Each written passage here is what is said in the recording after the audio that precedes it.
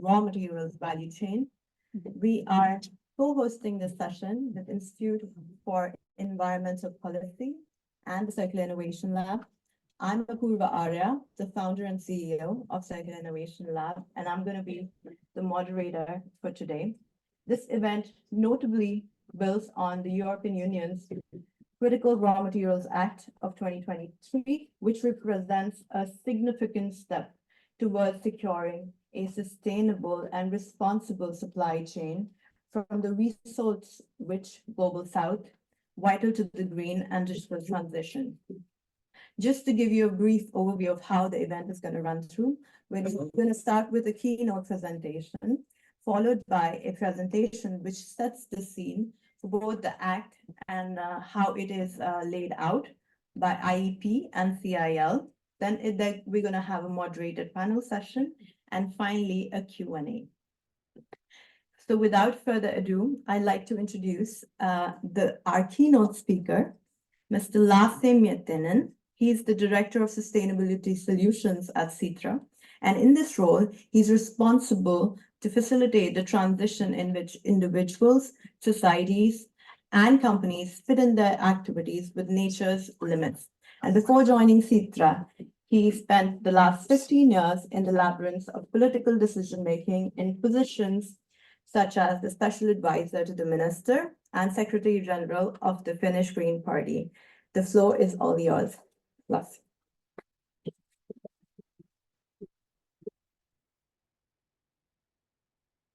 Thank you so much, and thank you so much to the organizers, the Institute for European Environmental Policy and the Circular Innovation Lab for hosting this wonderful WCEF 2024 Accelerator Session. It's such a pleasure to be here.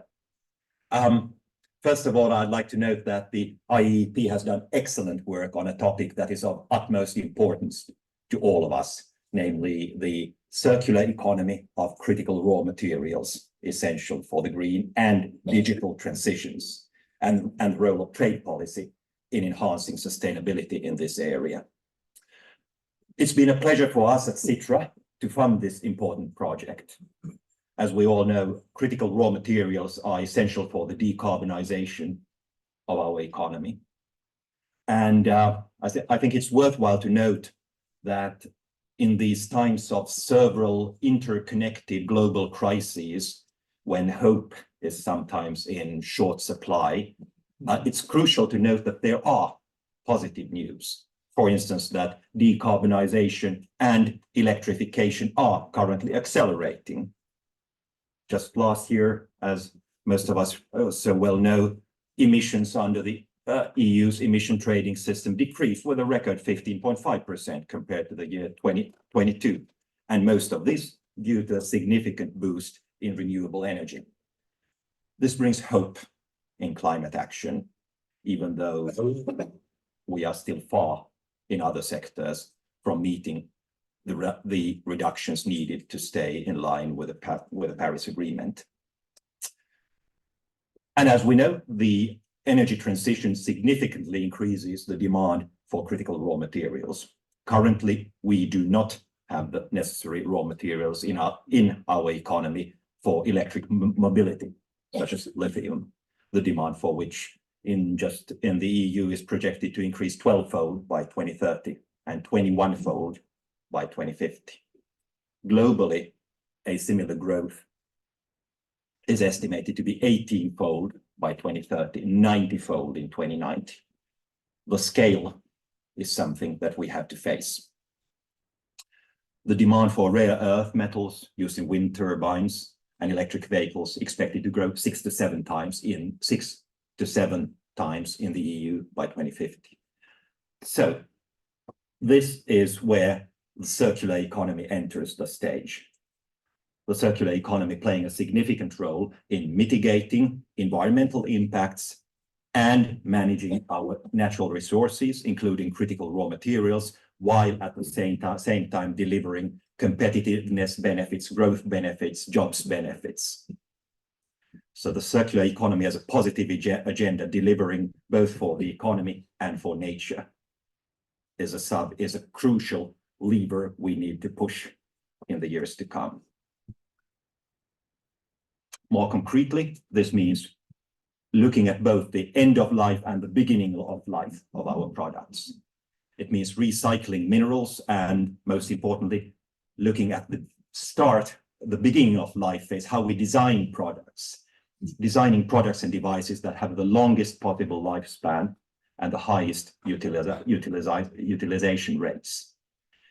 And increasing utilization rates, for example, in electric vehicles within compact urban structures would enable drastic reduction of the use of natural resources, in addition to delivering also efficient public transportation systems. IEEP's work on circularity can support the targets proposed in European Critical Raw Materials Act and its recommendations that could help to achieve these targets while promoting a more circular economy. These are extremely important and timely suggestions. Today's topic introduces a very important element, namely the perspective on global trade and cooperation. Trade and cooperation that benefit all parties are more important than ever in the current geopolitical situation. We need desperately to achieve win-win benefits in solutions that deliver for all. And the circular economy plays a vital role in discovering those win-win solutions. There's a significant demand for concrete recommendations and tools, such as those mentioned in the IEEP briefing, including supporting technological developments through investment in research and development, promoting technology transfers through joint venture partnerships or licensing, capacity building and knowledge sharing, as well as fostering processing and recycling within the EU's strategic partnerships to generate more value addition in third countries. All those proposals are very worthwhile, and we hope them to find their way into the next Commission's and Parliament's agenda. To conclude, the transition to a circular economy requires simultaneous actions at different levels. Strong product policies that steer towards circularity, recycling, and changes in consumer behavior and functional trade and cooperation relationships that benefit all parties. And within the EU, we need to establish a truly circular single market, making sure that the principles of circularity are fully embedded in the way the EU single market works. So, the work conducted by the IEEP provides a solid foundation for continuing this effort. And the International Resource Panel, as the scientific partner of the WCEF, emphasizes in its most recent Global Resources Outlook 2024, we need bold policy action. The briefings by IEEP support this work, and hopefully these messages will reach the desks of the relevant EU Directorates General, including the DG Environment, Growth, Trade and Trade, for the preparation of the next Commission mandate. I wish everyone a very productive accelerator session. Thank you.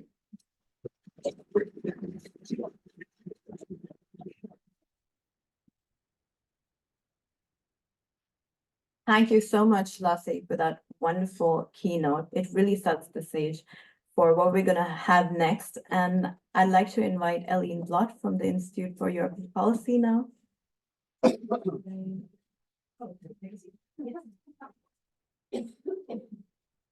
I could ask you for the presentation to be displayed on the.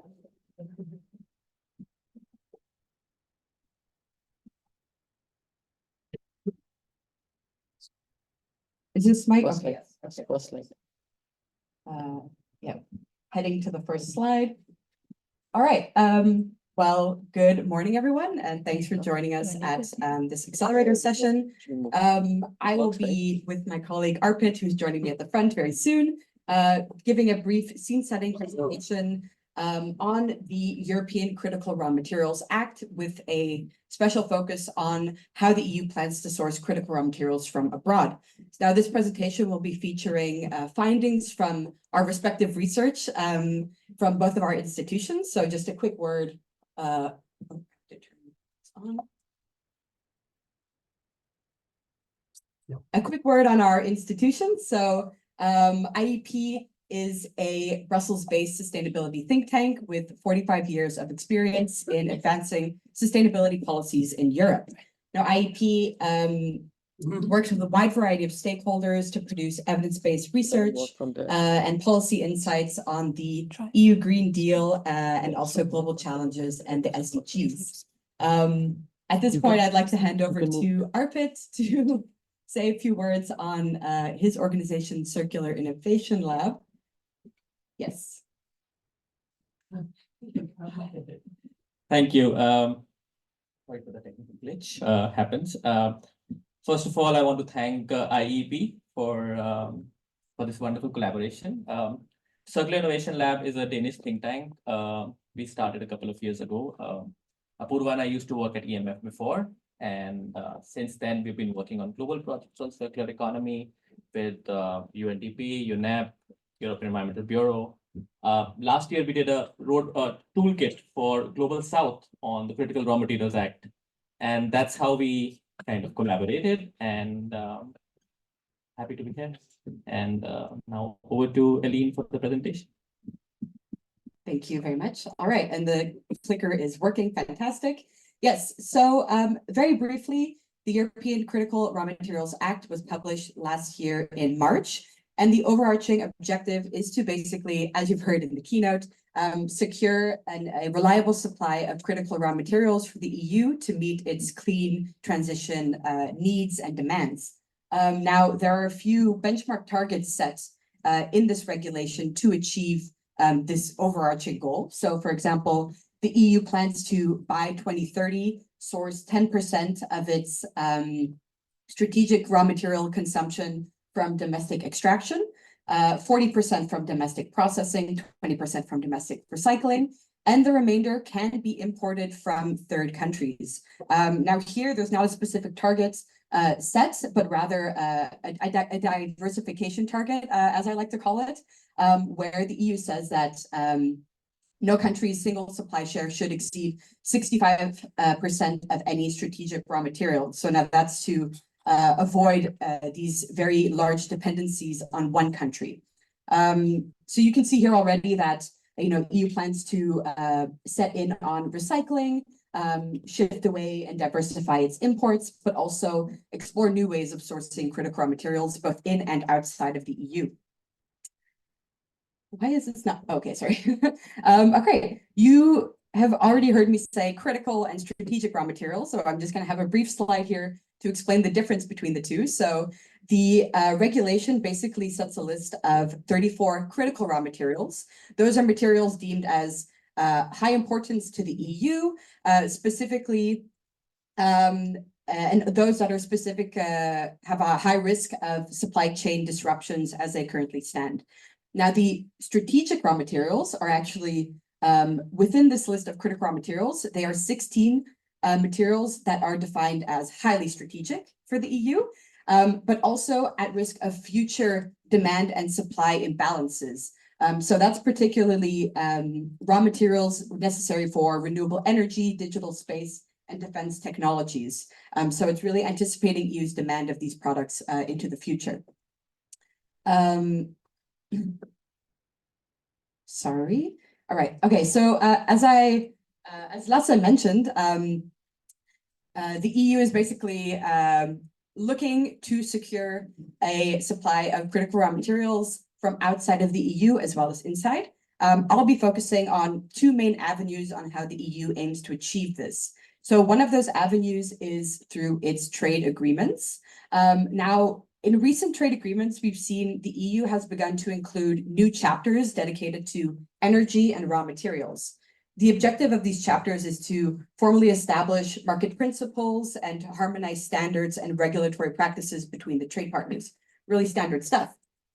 However, on the same end, I would argue that these trade agreements are becoming less of an enticing carrot for resource-rich countries for two main reasons. The first being that these chapters on raw materials don't actually provide very meaningful wording, provisions to spur industrialization, green industrialization, and added value in the trade partner country. So there's not really a mutually beneficial story in the trade agreements just yet. On the other hand, the EU's imports of critical raw materials currently are largely imported at a duty-free tariff rate, which basically means zero tariff rate. So there's very little incentive to negotiate a trade agreement for further tariff reduction.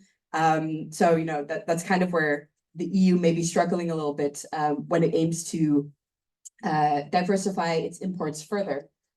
However, at IEP, we do a lot of research on the sustainability of EU trade agreements themselves, and we do like to emphasize that the role of trade is more than just trade liberalization in goods. It's also a way for the EU to promote its European values abroad by securing binding commitments on labor rights and environmental protection.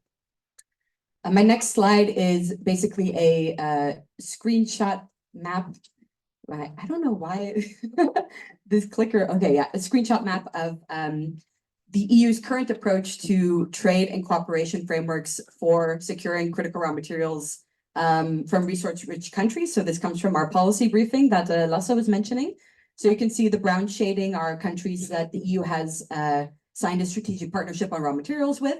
The green shading, in particular dark green, are countries that the EU has also concluded a trade agreement with. So Canada and Chile, for example, have kind of both these trade and cooperation frameworks in place. Other countries such as Australia, India, Indonesia, and some Mercosur countries are both very resource rich, but also have ongoing trade agreements. So we see that this is progressing into the future. I'll move on to my next slide, which basically presents the EU's other avenue for securing these critical raw materials. Yeah, I don't know why this is. Okay, yeah, sorry, one back. So basically, the Critical Raw Materials Act, thank you, Arpit. The Critical Raw Materials Act establishes a new way for the EU to diversify its imports of critical raw materials, specifically through the strategic partnerships and strategic projects. Now, these partnerships are basically long-term cooperation initiatives to foster economic and social development in the trade partner country, for example, through technology transfers, capacity building, joint research initiatives, and such. Whereas the strategic projects are these time-bound investments in new extractive, processing, and recycling projects that can happen both in and outside of the EU. If these projects are happening outside of the EU, then they are to be rolled out through these strategic partnerships. So there you can see this need for securing as many strategic partnerships, I guess, as is ideal.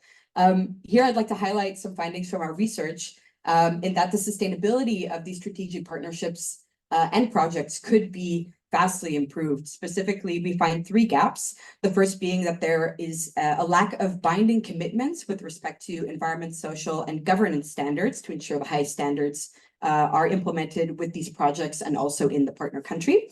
The second gap is that there are no concrete initiatives to foster value addition in these trade partner countries, for example, by spurring green industrialization.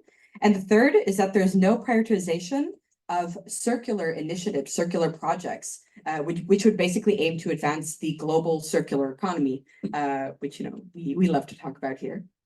If I could head to my next slide, my last slide, here I'd just like to highlight basically our main conclusions from our trade policy briefing is that no existing trade and cooperation agreement for raw materials that we assessed provides sufficiently strong language or meaningful incentives to secure value addition in the trade partner country. Therefore, it's absolutely key that the EU strives for partnerships that include the following elements. The first being that there should be these binding commitments to ensure the highest level of environment, social, and governance standards. There should be adequate financing and prioritization of circular initiatives, projects, practices. There should be a guarantee for long-term value addition for both parties. We should also ensure that these partnerships are compatible with any WTO law to make sure that, there aren't any potential hiccups in the development of these partnerships down the road. And finally, we also like to advocate that these partnerships aim to facilitate the trade of secondary raw materials, basically to help establish a global market for secondary raw materials, which is also very necessary for a successful global circular economy. With that, I'd like to pass the floor to my colleague Arpit, who will be providing some insights on the strategic partnerships in more depth from both an EU and a global perspective, as well as some potential benefits and limitations. Thank you. Thank you so much, Aline, for such a wonderful presentation.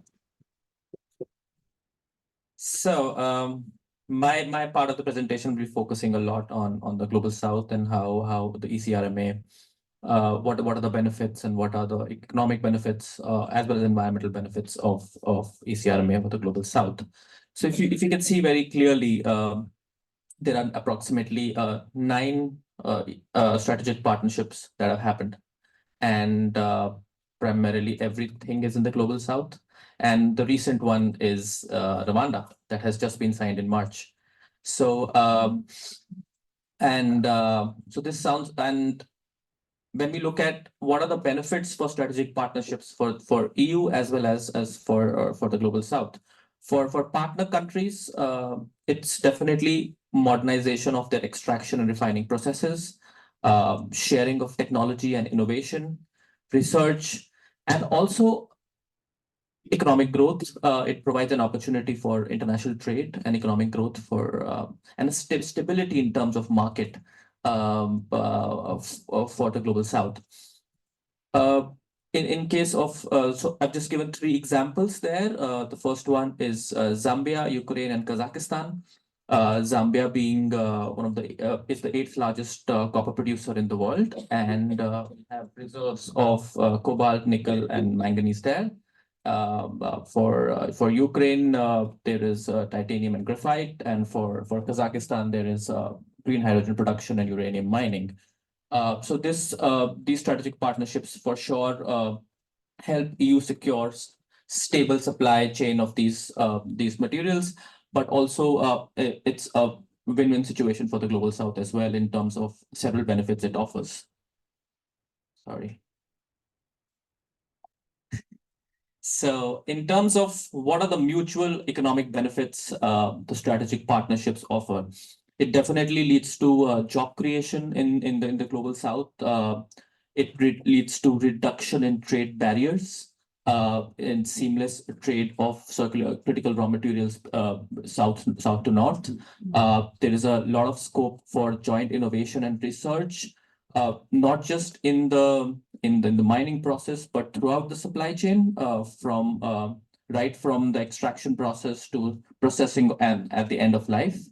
And it also gives the Global South a lot of market stability for the sellers to know who's the buyer, and for buyers to know who's the seller. So it becomes a clear, stable market for critical raw materials, and which is also risk-free from the geopolitical scenarios.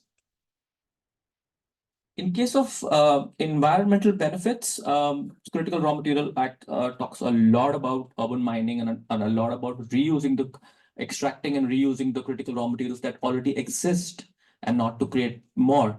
So it also leads to reduction in demand of newer materials. We've also seen that critical raw materials are very essential in the green transition, especially in case of renewable energy and energy transition. So critical raw materials that are sustainable and are sourced sustainably leads to reduction. We've also all seen the life cycle analysis of energy transition and renewables. So unless we mine well, unless we take out the resources well, it won't be working well. And in case of waste reduction and management, again, Critical Raw Material Act focuses a lot on ensuring that the waste that is produced is not landfilled. The CRMs are not just leaked into the environmental system. So they're first captured well, and when they're captured, they should be recycled well, ensuring that the loops are closed. So the objective has to be that the loops have to be closed. And in case of environmental standards, there's a big scope of harmonization and equivalence of environmental standards for management of critical raw materials along the whole supply chain. Sorry.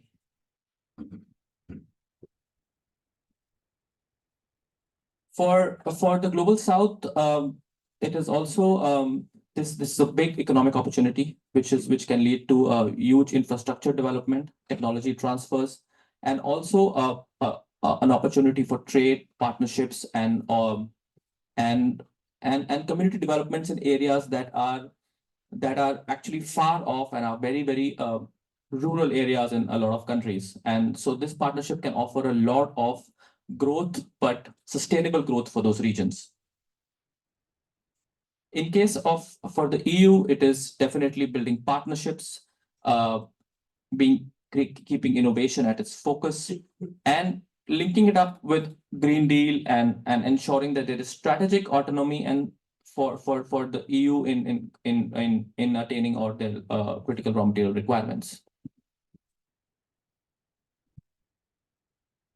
All right.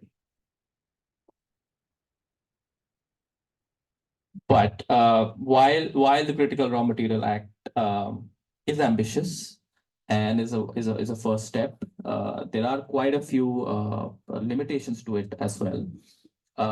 There is not a lot of mention on informal recycling facilities that are there, and in the Global South, as we see that recycling is still managed at a very informal level.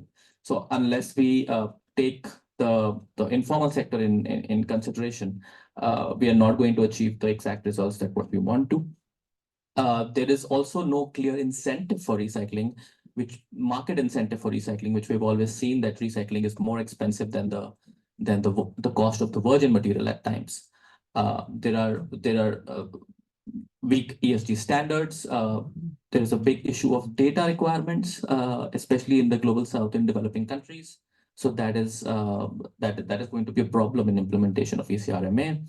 And there is again a problem for underdeveloped market for recycled materials, and the ECRMA also does not define the reuse goals. So these are some of the limitations that we found in our research, followed by some.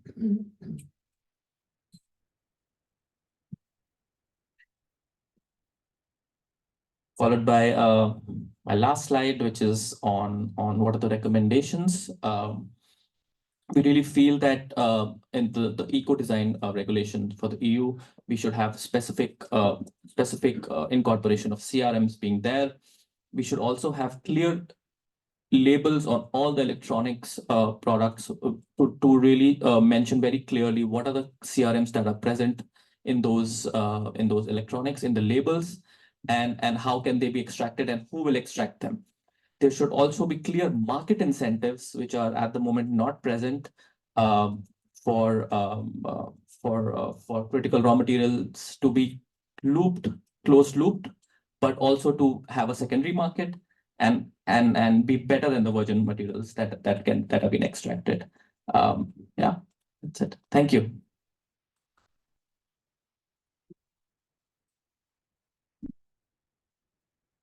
Thank you so much, Aline and Arpit, for really laying out the scene for our panel discussion that's going to happen next. It's going to be a moderated panel discussion for the next 45 minutes, and each speaker is allocated an intervention of 8 minutes each. And let me first start with our speaker who's joining online. Before I invite everyone else on stage, we have Mr. Godfrey Ogmebudia, who is a clean energy expert working with the development cooperation space for the past 15 years in Nigeria and West Africa. He currently leads the EU delegation's technical engagement and manages all portfolios on energy access and circular economy in Nigeria. We're really grateful to have you, Mr. Godfrey, and wonderful that you were able to join. I would next like to invite Ambassador Dr. Mohammed Kada on stage, please. He's the Assistant Secretary General of Common Market for Eastern and Southern Africa. Dr. Kada has had a prolific and diverse diplomatic career with the Egyptian Foreign Service, for the last 25 years, and in his last portfolio, he was a diplomat, was as the Deputy Assistant Foreign Minister for African Organization. Next, we have Mr. Oliver Borshi. He is the Senior Advisor to the Minister of Environment, Science, Technology and Innovation, Ghana. Then we have with us Mr. Joost de Kluwe. He's a founder and CEO of a social enterprise, Closing the Loop, and who has developed a service that delivers on the growing demand for circular IT. Could we please have you on stage, Joost? Thank you. And finally, we have Mr. Eddie Kiwani. He's the founder and CEO of Bionessa, a mining processing company in the Democratic Republic of Congo.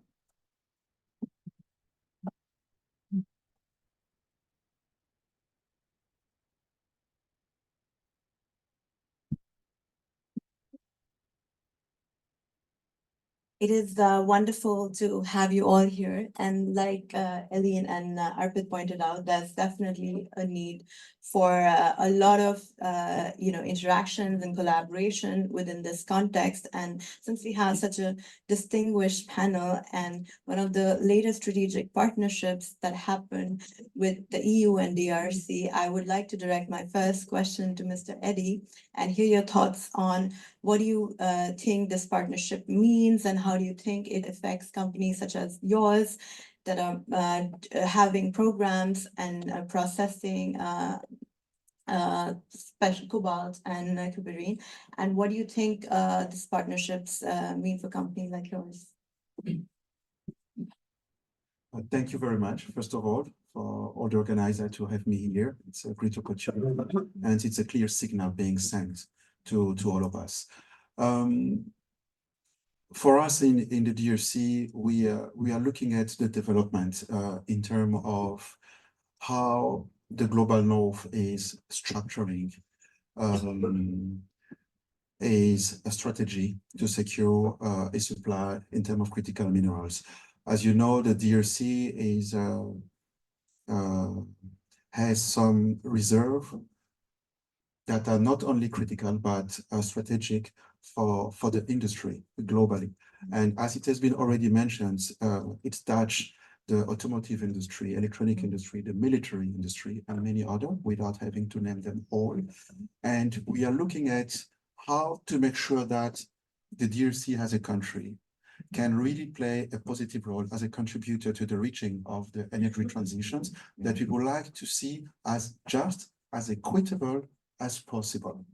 And it needs to be said that most of the time we talk about this issue with a business perspective, where today, I would say the last 2-3 years, more and more the instability in the world that we are facing show us that it is becoming more a matter of national security, a geostrategic question or matter, instead of just an industrial matter. And in that respect, as a Congolese players, we are looking at how the DRC can play a role to rebalance the access to critical minerals, not to the benefit of one bloc against another. I'm a businessman, I'm not a diplomat, probably like doctor, so I tend to be very straight. We are very under the control in terms of our critical minerals, under the control of the Chinese player. We are very thankful for the investment that they've done in the past, where no one wanted to come into the DRC. It has been useful, but that model is not longer working for several reasons. And we would like to make sure that the DRC can offer enough opportunity, both for the US and its ally, to be very accurate in what I'm expressing, and of course, China and other allies on his side. But while everyone is talking about how securing critical minerals for the industry in its area, we would like to make sure that the DRC can benefit of this momentum so that we can have access to an industrialization process that will bring a prosperity to the country, and that will be the start of a new era. Because probably when we talk about cobalt, without mentioning copper, cobalt is probably for the DRC exactly what oil has been for the Gulf country a few decades ago. And we are keen to hear how Europe, through the trade agreements, through the global gateway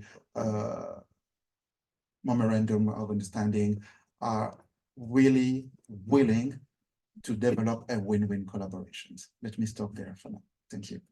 Thank you so much, Eddie. I think you've rightly said that it is key not for to help secure a stable supply for Europe, but especially for DRC. How do you create more jobs? How do you create an infrastructure where you're able to recover it? And it really creates the just transition that the global South is really looking is aiming to create. And I would like to then move to Oliver. With the recent uranium deposits that we found in Ghana, like what are your thoughts on the government's strategy, especially with the National Circular Economy Roadmap in Ghana, and how that fits with the government's vision on going to it? I could share my mic with you.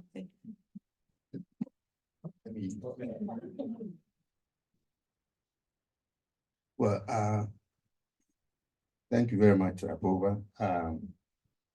And I'd like to express my gratitude for you granting me the opportunity to come and say these few words about what Ghana is doing about our transition to circular economy, and also the policies that we are coming up with to address the supply and use of critical raw materials. Before Ghana gained independence in 1957, the name of the country was actually the Gold Coast. You know, for those of you who already know the history of Ghana, it was not for any other reason than the fact that Ghana is endowed with gold deposits all over the country, and not only gold, but other minerals such as bauxite, diamonds, and so on. In fact, even today, Ghana is among the leading producers of gold in Africa, in very close competition with South Africa. Now, gold is not the only minerals that Ghana is known for. I've mentioned bauxite, I've mentioned diamonds, and recently Ghana has also discovered huge deposits of lithium, which, as you have already mentioned, is going to be one of the most important minerals, you know, in the transition to the green economy. What I can say is that Ghana has not benefited too much from the exploitation of our mineral deposits, in spite of the long history and collaboration with our partners. And so as we transition to a circular economy, and as we transition to the green economy, the government of Ghana has decided to make some very dramatic changes in the way we partner with other countries in the exploitation of mining industry. And I'll just give you two examples of what has been done in the last few years. First, Ghana used to, extract bauxite, and we had partnered with companies in the US and other North American countries to just process it to a point where it becomes useful material, and then it will be shipped abroad to the US.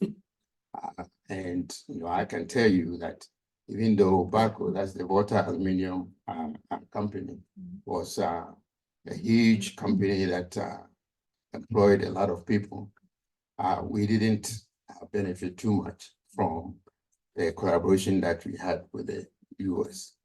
And so since 2017, the government has decided to build what they call an integrated aluminum processing facility in Ghana, so that instead of just shipping the raw materials abroad, they will add value to it in the country.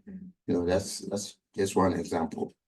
And then recently, when these lithium deposits were discovered in Ghana, there were rumors that some contracts had already been signed with some Chinese companies who were going to be importing the raw materials from Ghana, as we had been doing in the past. That has generated a huge backlash in the country. And so other partners are being invited to look at how they can partner with Ghana to set up processing facilities in the country to produce the batteries and other products that are going to benefit from the use of these lithium deposits. And so, you know, with regards to Europe, I would like to say that, yes, Ghana is very open to partnering with, you know, other countries to exploit minerals and other critical raw materials. But it's going to be based on a new paradigm, much of which has already been mentioned by my colleague from DRC. It's going to have to be a win-win partnership. It's going to be one that ensures that as materials flow from Ghana to other countries, you know, the waste and other materials that come out of it are not mismanaged, but transformed into useful secondary material that will feed into other production and consumption cycles from one country to another. And that is what we are looking at right now. Thank you. Thank you so much. Thank you so much, Oliver. Of course, I see a clear indication from the Global South, especially in partnering up with Europe, but we still see that there are a lot of challenges that have been showcased within the ECMRA Act, whether we're looking at the strategic partnerships, whether we're looking at the projects. And I would like to ask Dr. Kada, like there's a keen interest, of course, from the side, but what role do you think COMESA plays in securing the sustainable supply and making these connections with the African region?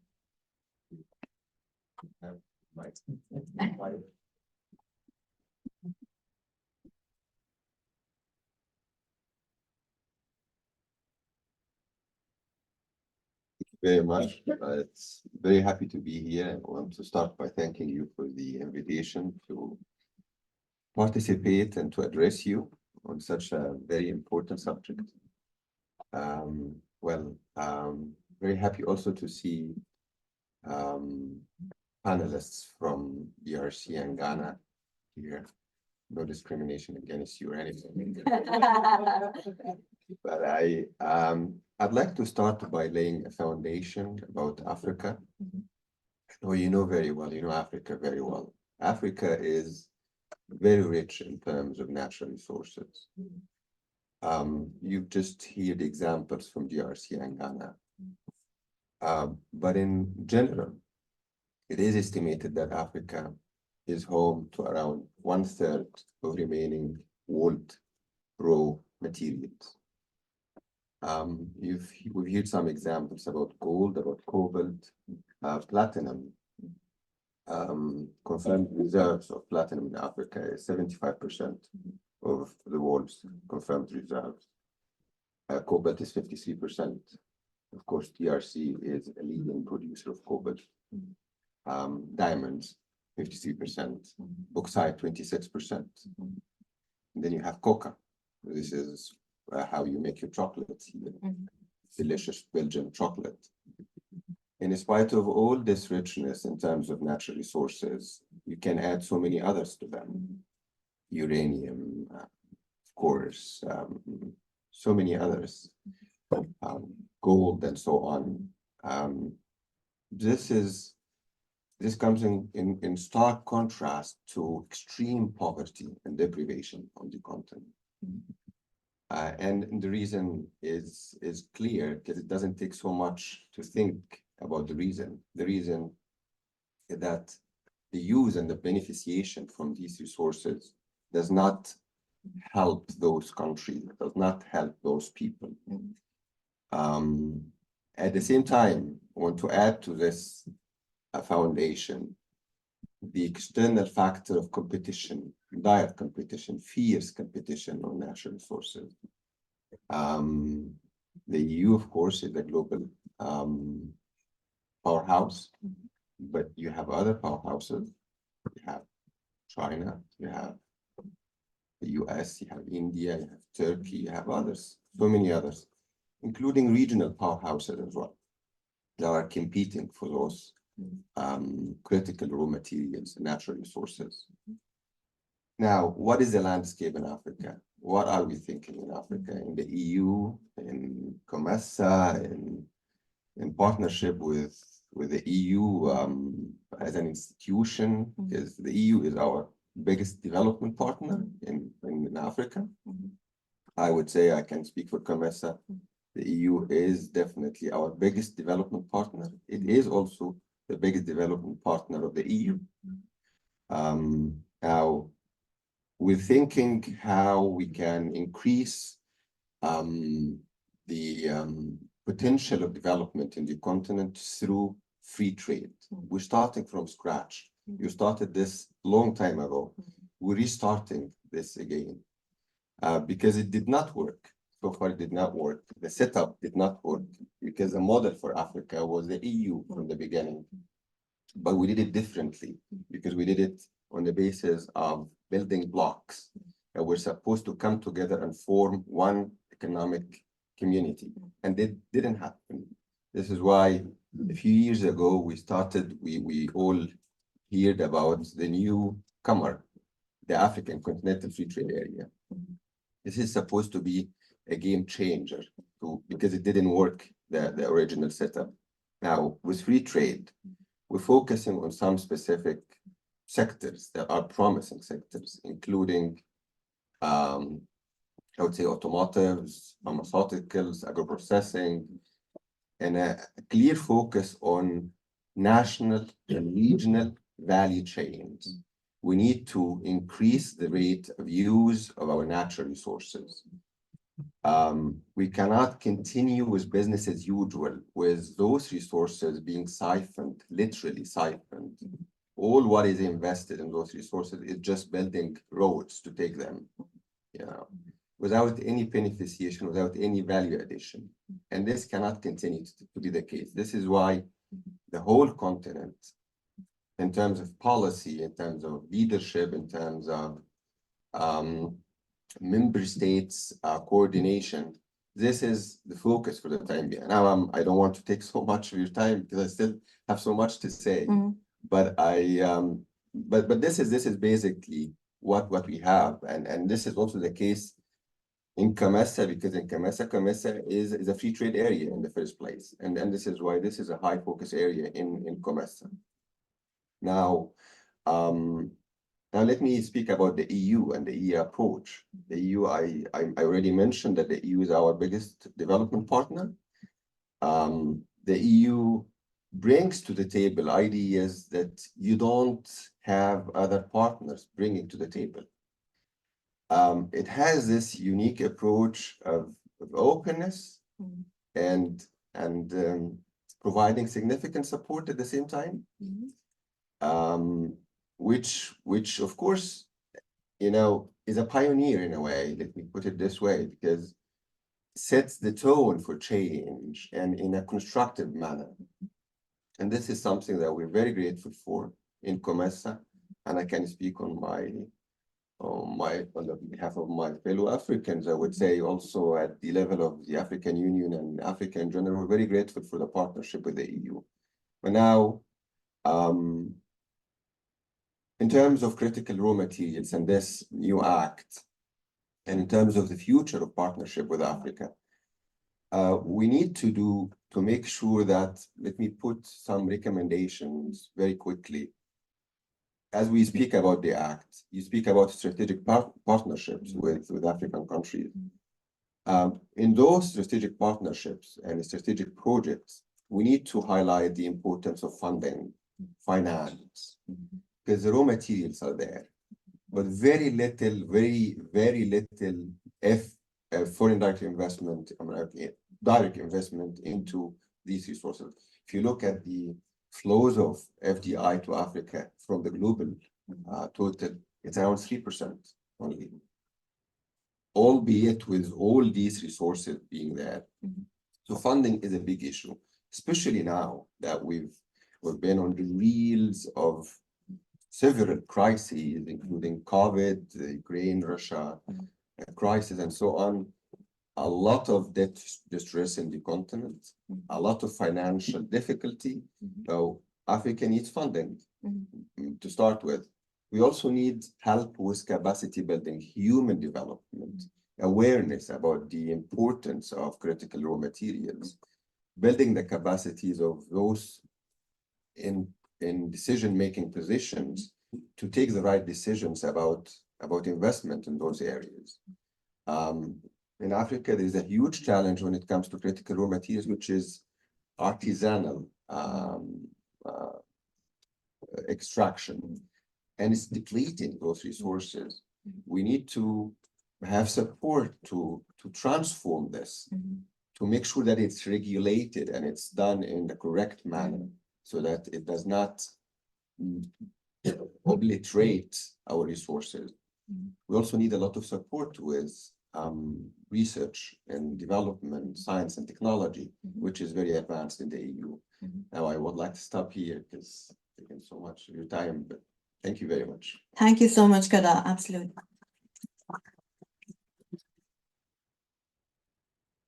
You know, you've really highlighted the need for building capacity in Africa to have more value addition in the continent and to ensure, and that's also what Eileen highlighted in the presentation, the need for financing mechanism within the ECMRA to ensure that the informal economy isn't affected by these changes. We have the proper infrastructure to be able to recover, and that's also what Oliver highlighted, the need for bringing addition in the country where we're in these resource-rich countries as well.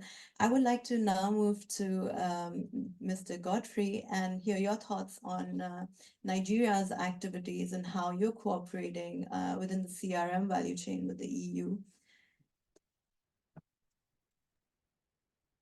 Right. Good morning, colleagues.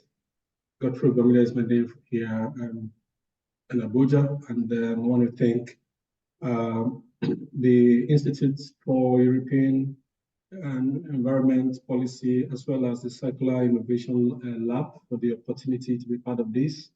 I really, really appreciate this. So for us here in the EU delegation here in Abuja, Nigeria, first, when it comes to circular economy, it's a new space for us, which we have been following since 2020 after our initial scoping of the circular economy potential for the country, which showed that in terms of trade balance, it will save around 4.4 billion euros for Nigeria, as well as creating increasing the GDP about 3.2%, moving away from the linear economy to circular economy, and also the enormous job creation potential. We also saw, and we said this is something we should push forward here. And that led us to looking at supporting the framework, policy and regulatory framework in the country, and putting in place supporting the Nigerian government to put in place some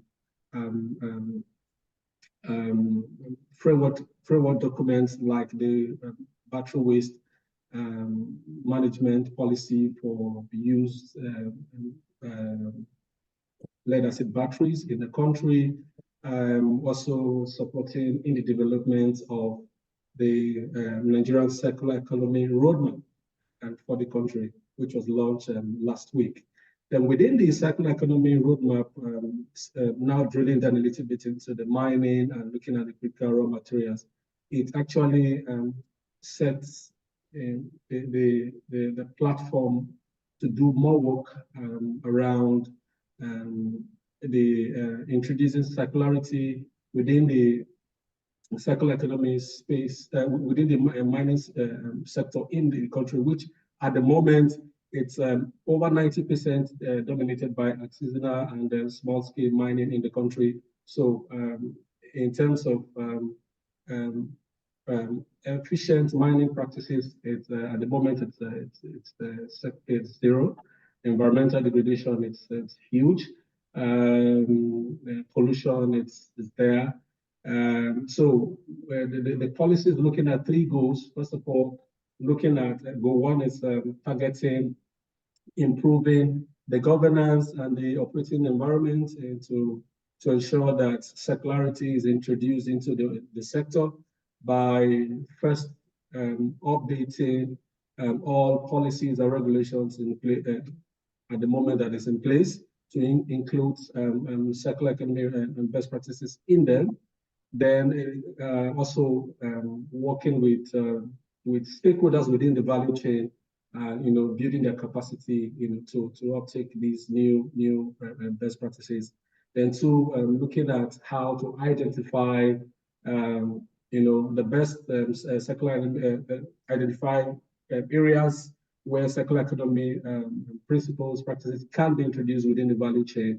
And I think finally also looking at how to build the capacity of industry players, on how to utilize new technologies as we see in Europe in the mining industry here. So that has created a blueprint for that development. Now looking at probably along each critical raw material, critical material for renewable energy and energy efficiency in the country. Now looking at how to develop an action plan and maybe specific for those raw materials. And so the roadmap has now created that platform for that to move forward. And it's also riding on the back of what the Nigeria development plan of 2021 to 2025 have also stated, that there should be the introduction of circularity within the mining sector here in the country.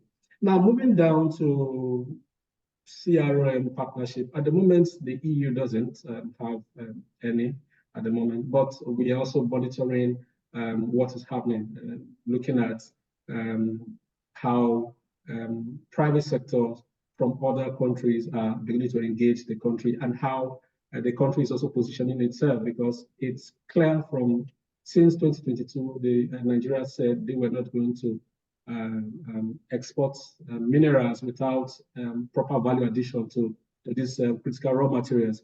And so since then, they've been very vocal on that. And we saw what happened last year when Tesla, from the popular American EV manufacturer, came into Nigeria to actually have this kind of partnership. They turned it down because they were not ready to set up a factory here, for lithium processing in the country. And instead of that, they opted for a Chinese company that decided to do that here in the country, investing over about $250 million, where up to 18,000 tons of lithium will be processed daily in that factory, engaging about 2,005 job, direct job. And so Nigeria is saying that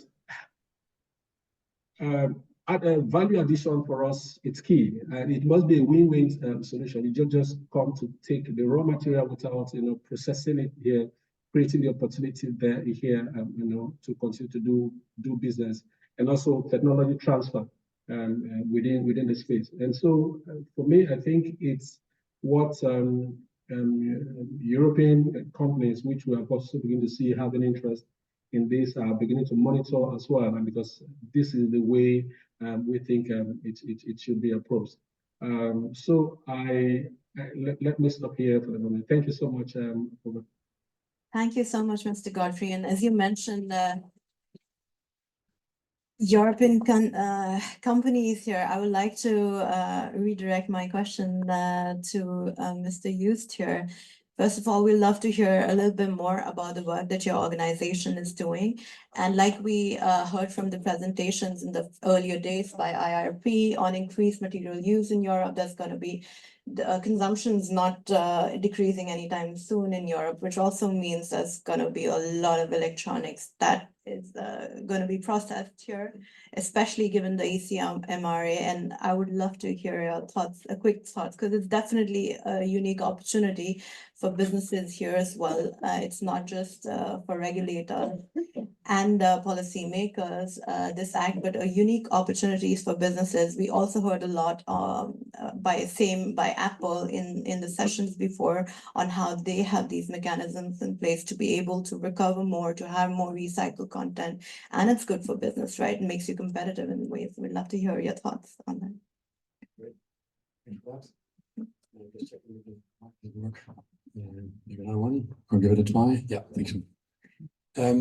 So thanks for the organizers for inviting me, and especially social enterprise in my case, which is notorious for being straightforward. Business is straightforward, but social enterprises can be even worse. But I think that's quite needed at some point. You might have been part of the conference so far. I think circularity in general, but also the topic of CRM. If you just leave it to, let's say, think tanks or governments or academia, you often get quite abstract, if not utopian discussions. And I think we need business to also play a role, because in the end, that's usually where things actually starts happening. So my name is Joost de Kluiver. I represent a company called Closing the Loop. We've been collecting electronic waste since 2012 in emerging markets, in African countries mostly. And the way we do that is by being a business. So we create value, and that value is used to work with the informal markets in countries like Ghana and Nigeria, reducing electronic waste as a challenge that it is at the moment, and turning it into materials that benefit society, but also, of course, reducing pollution. So if you then look at what is currently happening in our business, we've been really working from scratch. You can imagine electronic waste is a bit of a topic recently in Europe.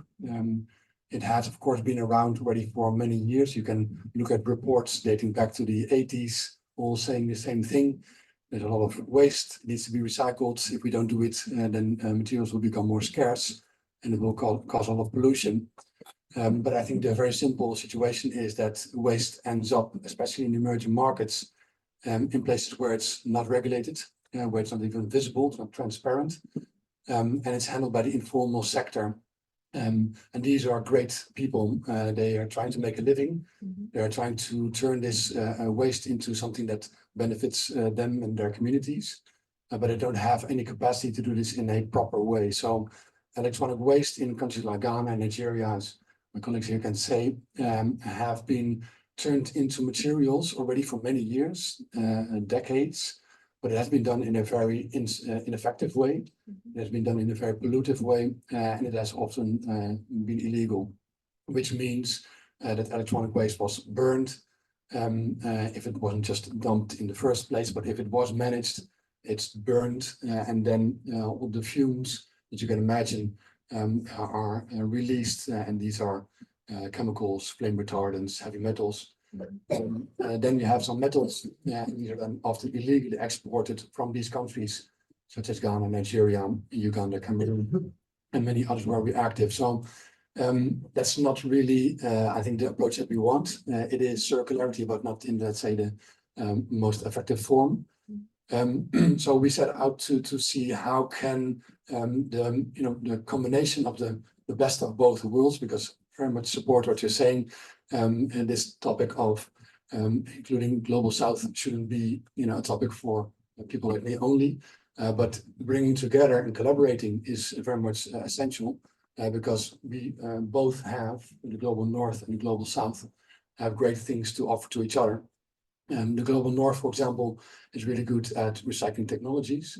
We're good at creating business models. We're good at telling people that they should be responsible for electronic waste. And then we look at our partners, the individuals or businesses that we work with in the Global South. And they're really good at collecting the waste, making sure that it's locally sorted, that we turn that waste into value locally, which you can imagine has a huge impact for these communities, which currently are doing illegal work, which is also harming them. But now with a formalized and legal approach, they all of a sudden become part of a circular economy that they're proud of, and that's actually also rewarding for their environment. So our approach has been how can we actually fund that work? Because the main reason why it hasn't been done, we're one of the, I think, 2 or 3 companies in the world that have this as a core business, collecting electronic waste in the Global South and making sure it's properly recycled, is because you don't make money if you do it correctly. The cost that is that you incur with logistics, with ensuring the right permits are in place, with training the local staff, making sure that they don't use corruption, don't use child labor, don't do anything wrong, if you will, are enormous because nothing is in place. The government is taking great steps, but enforcement can be a big challenge still. So you lack a legal framework, you lack collection programs, you lack even awareness, and most of all, you lack a business model that can fund all the great ambitions that you might have in these countries. So in the last 12 years, we've developed a business model that actually funds the collection. And the business model is very simple. It links the sale of a device here in the Global North to the collection of an end of life in the Global South. So sort of a global inclusive approach towards EPR, if you will. One device added to the market is linked to one device removed from the market. And that service is then offered to our customers here in the Global North, being the tech industry, allowing them to take a first step on the topic of circularity or waste reduction, because it's often very difficult for them to do. The effect of that is that we can pay a fair wage. We can now collect large quantities. We've already collected over 6 million devices in these countries were very active. And we're then turning that waste in a sustainable way into materials, which unfortunately means that we need to ship the waste out of Africa. Proper recycling of electronic waste isn't facilitated anywhere. So just to reiterate, really starting from scratch. Our goal was to make local recycling possible, again, creating the best of both worlds. But until then, we need to ship the waste to Europe, where the nearest recycling facility is for this type of waste, where it is then turned into those materials that we can all use for a variety of purposes. I'm really excited to see a larger number of organizations looking at circularity, waste reduction, and CRMs. Not just as something that they need to act on because it's their responsibility or they're being pushed into it by legislators or others, but indeed something that they can act on because of strategic reasons, and maybe also to be just simply better than their competitors, or to surprise their customers. So to really look at it as an opportunity. And I think one example of that is a project that we're going to start in quite soon, Project Closer, funded by the EU, for example, as well, where business really comes together, bringing all their different types of expertise and technology into indeed, how can we go from a waste issue into the availability of these materials in an efficient and sustainable way. Thank you so much, Yus. I think you've mentioned a wonderful example of a business model that's working, especially with the global EPR. And coming on to what you mentioned before, lack of legal frameworks, I would like to ask you a bit, Eddie, on there's more and more demand for what you're doing, and how do you ensure more accountability standards and more competitiveness from the process, from the perspective of being a mining processing company, and how do you see being able to comply with these high accounting standards with the new EU directives that are coming up? Thank you very much. I think at the beginning, we probably need to rethink both on the global north and global south sides on how do we see the future of or the evolution of our consumption pattern. For us, it's key because a processing plant is just there, it's just a vehicle to allow to reach some sub-economic goal at the end of the day, respond to a demand. And as I said, I believe that for the global south, there is an opportunity to rethink the way they consume with the support of the global north. Because the tendency to date is that the global south tends to try to catch up and follow exactly the same path as the global north. And we just use a linear economy path, and we don't get out of it at the end of the day. So what does it mean to be very concrete? I don't need to say what is already known because we can read it in so many reports and research documentations that the day we will be able to understand that we can move from a model where we sell services, more services than products, we will make a huge improvement. Where we believe that in terms of trade, the global south has to respond to a demand of the global north. We may need to review our approach and maybe say that we have to help the global south to develop its internal market, but according to its specific need, without putting on the side the need of the global north. Just take some specific example. The automotive industry. Our refinery that we are about to develop is benefiting from a very good support in the country from our government. We are benefiting from a support from the US, I have to say. We have very interesting discussions. But what's the need is, what's the idea? The idea is to produce cobalt sulfate in order to help to manufacture a battery precursor locally.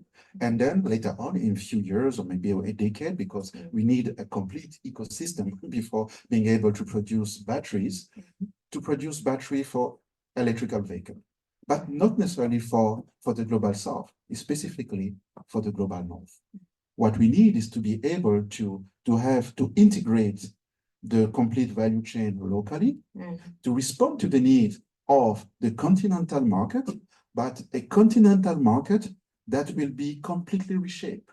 We may need less car, but more service with less car than being used today in other parts of the world. We definitely need a lot of innovation out there with policymakers to be able to achieve that kind of. I will, if you allow me, I think, of course, as a business, my view is that, of course, we need the policy making, but I tend to believe that we have to be very concrete in the way we're trying to achieve our goal, to follow exactly what the market needs. Exactly. And I think at that point, I would love to open the floor a little bit on the one short question from the audience out there. We have, can we have the gentleman at the back? He raised it. We can have one or two quick questions. Thank you. Tim Scott with the United Nations Development Program. The UN Secretary General launched an initiative to try to, in short, help mitigate the environment, social governance risks that we've been talking about while maximizing the benefits for jobs and revenue generation and domestic processing.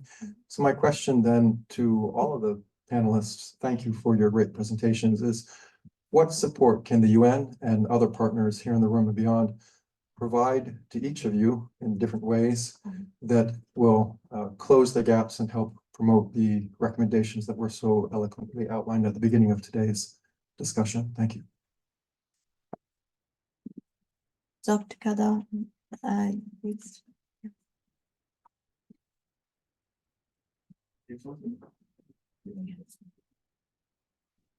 Well, thank you very much. Well, the UN, of course, can provide a lot of support.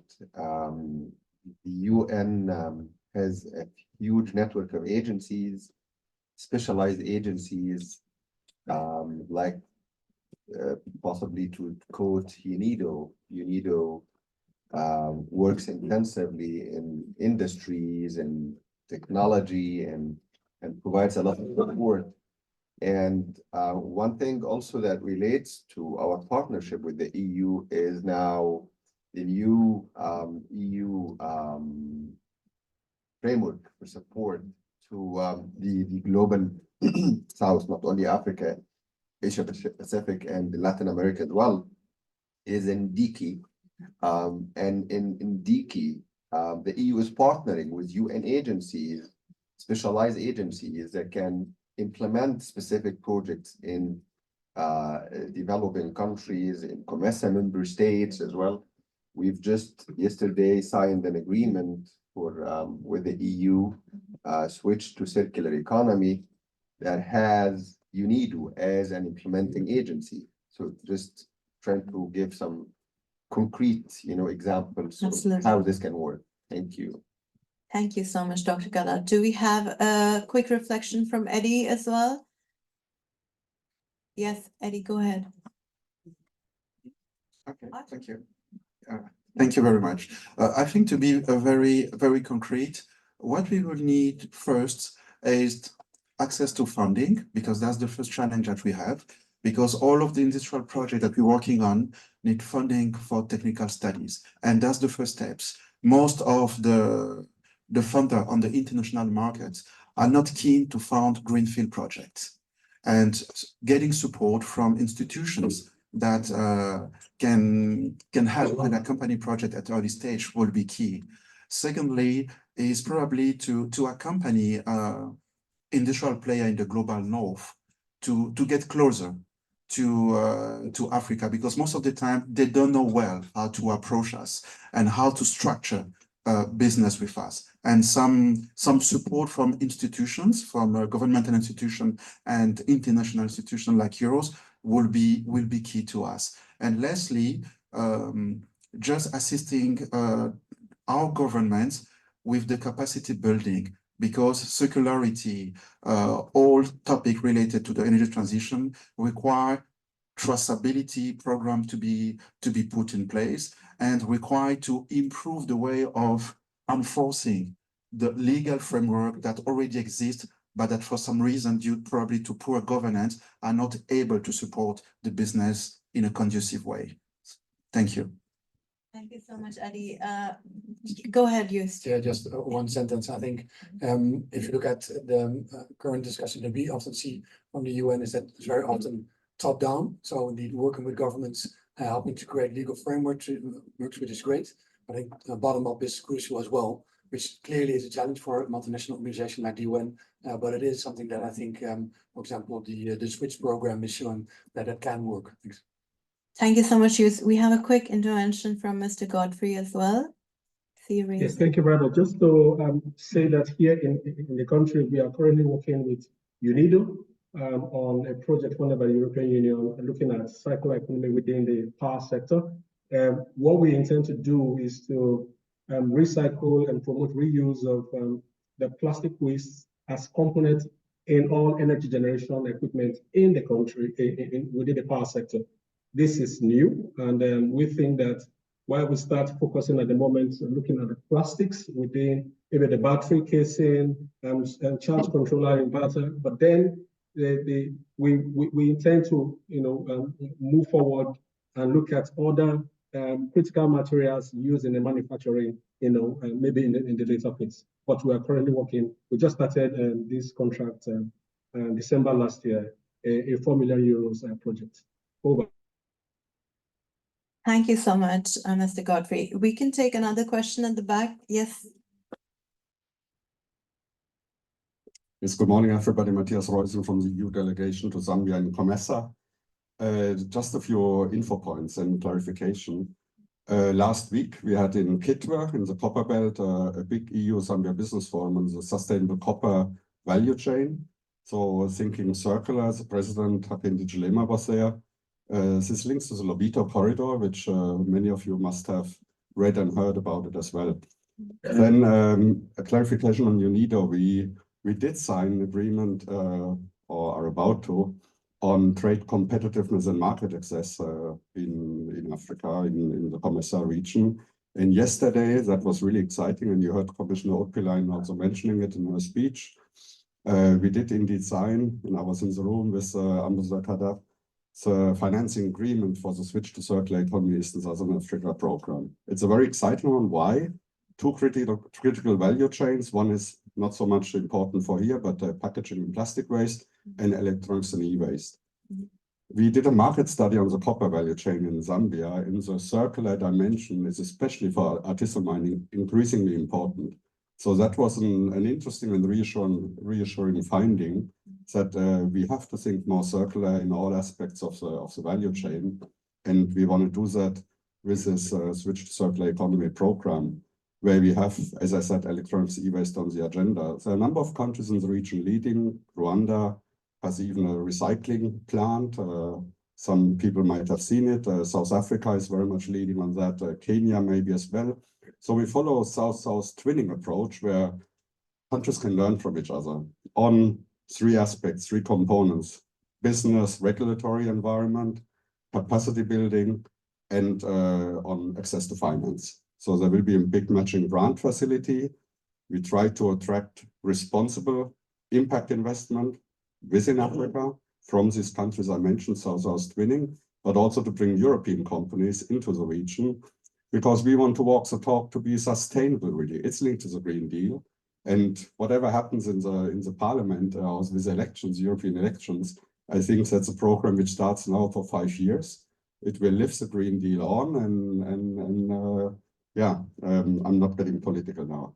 Yeah, but it will live it on, and we really want to stand and show we can bring sustainable investment, because that's also a geostrategic consideration, that there are some who might extract raw materials unsustainably. We want to invest in value chain, value addition in the country, and do it also sustain supply and sustainable sourcing also. Thank you. Thank you so much for that reflection. We can have one more question right beside. Hello, just to be quick, Pierre Cavel from Quebec, Canada. I think it's very important to share best practices in circular economy in critical minerals. I think it's the key. So, and also if we can have some discussion about all the 34 critical minerals to have technical exchange, it's urgent for us. We can have also, I see some links between the Great North and the Global South. So it could be interesting to have some links and discussion, more technical, after this meeting, if we can keep in touch together to share the best practices that everybody has probably. Absolutely, definitely. Yes, can we have another question from the back, please? Good morning, everyone. Thank you for this engaging panel. My name is Margaret Kamau from the African Development Bank, as well as the African Circular Economy Alliance. I have a question, two questions actually. So one is to you, Just, on when you talk about the exportation of material for recycling, I'd like to know what it is that would be required to set up similar plants in Africa. And if you have an example of 2 or 3 countries that are almost there in terms of that investment, it'd be very, very useful. As you know, the bank has recently funded the Tanzania-Burundi standard gauge railway, and the purpose of that railway is actually to access or to supply infrastructure to the mines in Burundi and DRC. So, you know, the element of processing, some form of, you know, primary processing is quite important in that investment. So we're still thinking about how to navigate that. My second question is around the Africa Free Continental Trade Area Agreement, and this may be posed to you, Mohammed, or Eddie. You know, how do we see this infrastructure is coming through? You know, we're talking about the roads and rails, but how then can we work through the framework of the AFCA to improve the minerals value chain? And what is the role of the bank and other financial institutions in this? Thank you. Thank you so much for those questions. Do you want to take that one first, Just? Yeah. Now? No? Sound good? Yeah, thanks so much. Yes, there we go. So the answer is actually quite simple on the first one. Building a plant is very easy, but you need two things actually to make it logical to do it. You need supply of electronic waste, and that needs to be formalized and transparent. And you need a business model that can actually make sure that the plant is still there 6 months down the road. So we've been investing the last 12 years of our time to make that happen, and that plant will be built by us and by the government. Thanks.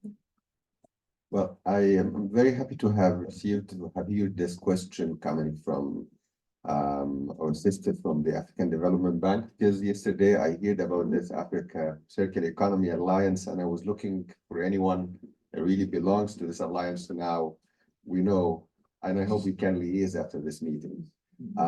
Now, the African Development Bank is also one of our biggest partners in COMESA, and you spoke about corridors, including Tanzania, Burundi. Corridors is the first priority for the bank this year, right, for the short term at least. And it's very telling, because in Africa, it's really sometimes, or most of the time, excuse me, it comes down to transport and logistics. Very basic, you know, it's not there. And it's a huge challenge. And the bank is doing a lot of work in this area, supporting a lot of corridors, transport corridors. The idea is, and I think we should really look into transforming those corridors, not having them, because you refer to mining, and mining is of course a high priority, except that it's not really so much in debate for the time being. The focus is now more on agro-processing, pharmaceuticals and automotives, but mining is a high potential for sure. It takes some studies, some deep examination. Textiles is also a high potential area. Now, when it comes to mining, we need to make sure that those corridors are not meant or not made to just transport them, but also to make sure that there is value addition along the transport road. Thank you. Eddie, do you want a quick reflection as well on the question? Thank you very much for the question. I think doctors say most of what needed to be said, and there is not much to add, except that specifically in regard to the role of an institution like the African Development Bank, as we know, we are so fortunate to have the AFDB together with Africa Exim Bank, AFC, and BADEA being involved as sponsor of the DRC Zambian initiative in regard to the development of a battery value chain, which is a first experience and very valuable experience that will probably open the way to a similar initiative in the regions. I think we wish to see institutions like yours being really at the forefront of bringing more, not only financial, but technical support in order to fast track the ability of industrial players involved into the value chain, so that concrete project can be developed with a systemic approach in mind.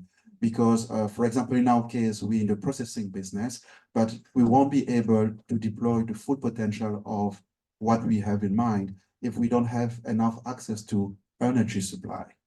It will not work if the Lobito corridor and all of the multimodal transportation infrastructure that is needed is not put in place. And I think it's really required that some partner like you, and I will combine with the support of a large organization like the UN to really assist our governments to put together the ecosystem that we need to make it happen. And it will at the end allow to our different countries within an economic zone or through those trade agreements to work hand in hand and being able to develop a regional market for the benefit of the region, of the continent, but of course of the partners in the world. Thank you.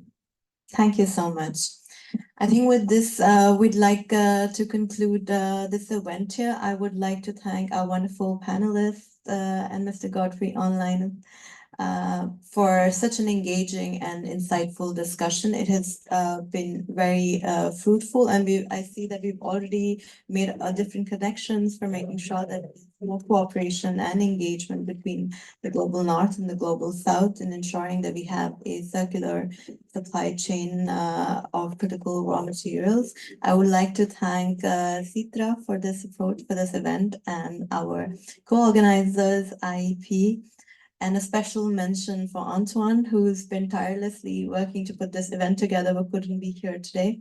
And for this wonderfully engaged audience, both here and online. Thank you so much for this event today. Thank you all.